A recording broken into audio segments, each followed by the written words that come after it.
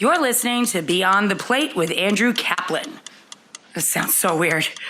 You're listening to Beyond the Plate with Cappy.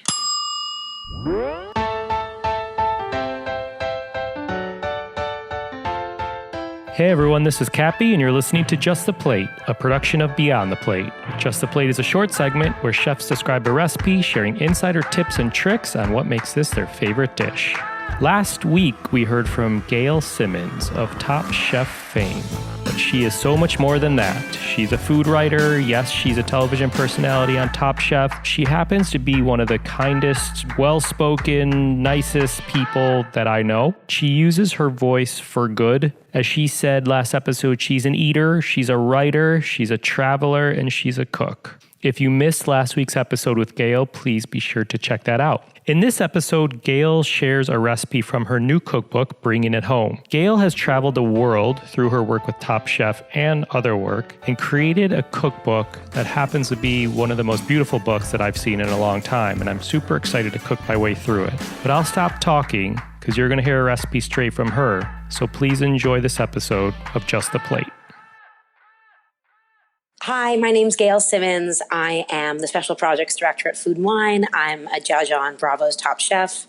I'm a mom, I'm a cook, I'm an eater, a writer, a traveler, and I love food. Today, I'm going to make a rustic fish soup with fennel and orange. I chose this recipe because it's one of my favorite, really simple but impressive dishes for entertaining when I'm with family and friends at home. It's really easy to make. You can make almost all of it in advance in terms of the base of the soup, and then all you have to do when your guests arrive is bring it to a very low simmer, put the fish in, it cooks for about 2 minutes, and you're done. Garnish it, serve it with a big salad, a glass of wine, some crusty bread. You can even make buttery garlic toasts to go with it, and it's the perfect dinner. The recipe can be found in my new cookbook, Bringing It Home, favorite recipes from A Life of Adventurous Eating, and I hope you love it as much as I do. So you want to start with a 6 to 8 quart Dutch oven or really heavy bottomed pot. Make sure it has a lid. I love my sort of enameled cast iron pot because I find that it is a workhorse in the kitchen and it's a great pot to use for something like this. Heat a little bit of oil. You can use extra virgin oil or canola oil, but let's start with extra virgin olive oil because this fish soup obviously has flavors from the Mediterranean, and I think extra virgin olive oil is the way to go when you're cooking with all of those fresh, light flavors. So about 3 tablespoons can go into the Dutch oven over medium heat, and then you're going to add some coarsely chopped fennel. You want to cut the fennel and chop it up very roughly, but reserve the fennel fronds, those long, green, furry pieces that come at the top of the fennel. Cut them off and reserve them, put them aside, and chop them finely for later because they make a beautiful garnish and they have a lot of flavor. So you want to add your fennel, add some chopped onion, some chopped celery, and a little bit of garlic that's also been really finely chopped, about 3 cloves. Be generous with the garlic because it really helps create that layer of flavor at the base of your soup. Cook all the vegetables together, stirring occasionally until they start to soften, about 5 minutes. You don't want to get color at this stage. You're not looking to caramelize everything heavily. So you want to make sure that your heat is on medium as opposed to scorching them at really high heat. You don't need to do that because then you could burn them, especially the garlic, and it takes on a bitter flavor. This is more about gentle cooking.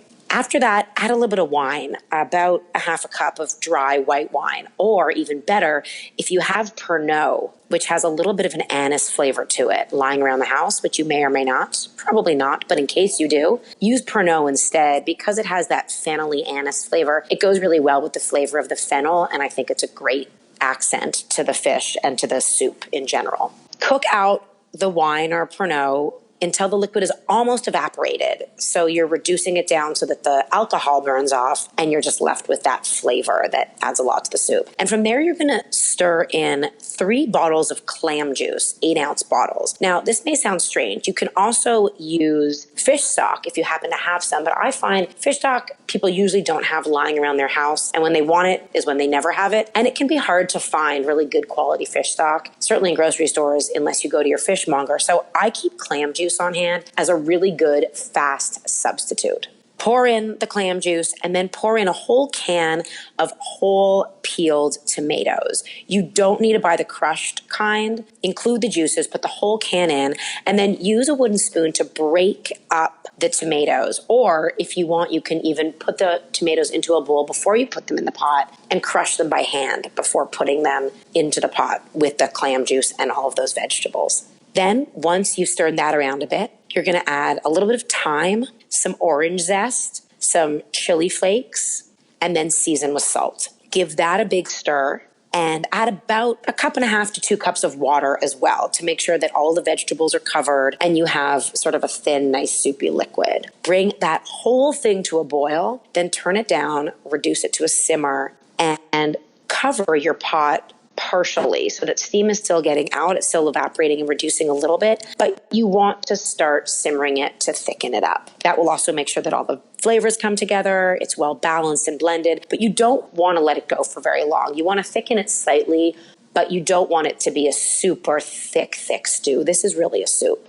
That should take about 25 minutes, but keep an eye on it so that it stays at that low simmer. You don't need it to come to a vigorous boil again. Once it's reduced a little bit and thickened, remove the thyme sprigs. If you didn't put in picked thyme leaves and you put in whole sprigs, which is fine, just make sure to take them out at this point. Very important because you don't want your guests choking on those coarse sprigs. And then at this point, if you want to do this in advance, take it off the heat, let it come to room temperature, and then you can even put it in the fridge for a day, up to 2 days if you want to.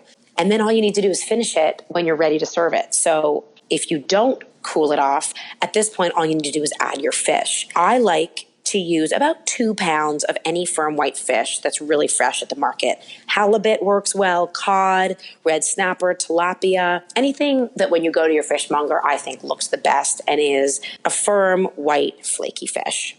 Add the fish. You should chop it, by the way. Cut it into cubes about 1 or 2 inches in size. Add it all to the pot that's at that gentle simmer with a few grinds of black pepper. Let it come back to a simmer because it will stop simmering when you add in that cold, fresh fish. And let it cook just till the fish is cooked through, which only takes about 2 or 3 minutes. You don't want to walk away from the pot at this point. Season it to make sure that it doesn't need any more salt. Sometimes you'll need to adjust the seasoning here a little bit, a little more salt, a little more pepper, and then your stew is done. When you're ready to serve it, I like to ladle it into bowls and top it with that fennel frond chopped up finely that you reserved earlier. You can also use some celery leaves if you had some celery leaves from the celery ribs that were put in earlier, and serve it warm. Another thing to do is to add some garlicky toast points to serve alongside it if you have time to make them while your soup is cooking or maybe before your guests arrive. And that can be the simplest thing ever.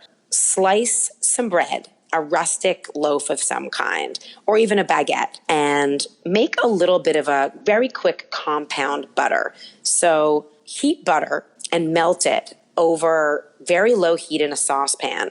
You can use, a 1/4 cup of butter, let's say.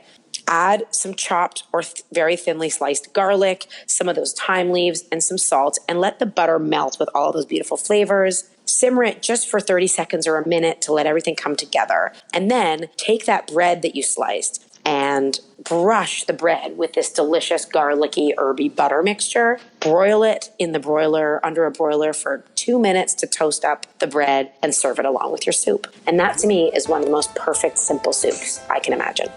There it is. Find more on Gail Simmons at gailsimmons.com. This episode was produced by Ian Cohen, Joey Eaton, and myself. You can find me and keep up to date with this podcast across all social media platforms at On Cappy's Plate or go to beyondtheplatepodcast.com. Please rate, review, and or subscribe to this podcast on your listening site of choice. Thank you for listening to Just the Plate, a production of Beyond the Plate. I'm Cappy.